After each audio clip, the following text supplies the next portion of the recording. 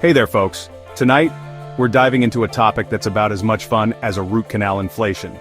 Now before you change the channel, hear me out. Inflation might sound boring, but it affects all of us, big time. It's like a sneaky thief stealing the value of your hard-earned money. Remember when a candy bar cost $1? Yeah, those were the good old days. Inflation means prices go up and your money buys less. That means less avocado toast, fewer vacations, and maybe even saying see you later to that new phone you were saving up for. Not cool. Inflation. Not cool.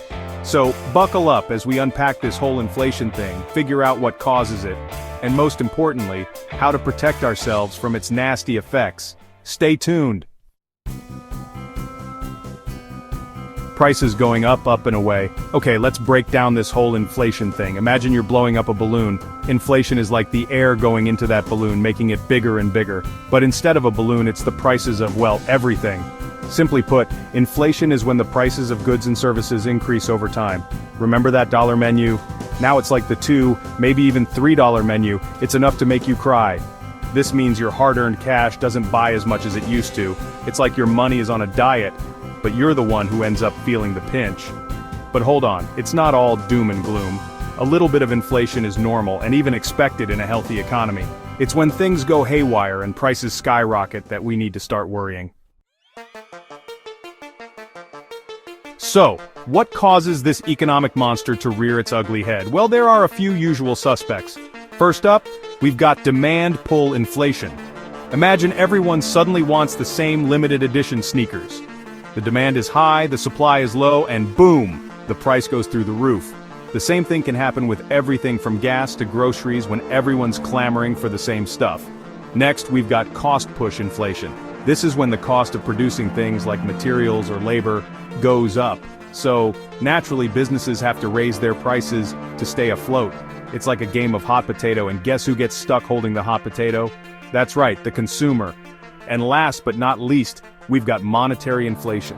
This happens when the government prints too much money. Think of it like this, if everyone suddenly became a millionaire, money wouldn't be worth as much, right? So there you have it, folks, the unholy trinity of inflation. But don't despair just yet, because in our next segment, we'll look at how this economic roller coaster affects us in the real world. Section 4, the real-life bite of inflation. Okay, so we know what inflation is and what causes it. But how does it actually affect us in our everyday lives? Let's start with the obvious. Your wallet takes a hit. As prices rise, your weekly grocery run, filling up your gas tank, and even paying your rent can become a lot more expensive. It's like trying to outrun a cheetah on a treadmill. But it's not just about the day-to-day expenses. Inflation can also eat away at your savings. Remember that emergency fund you've been diligently building?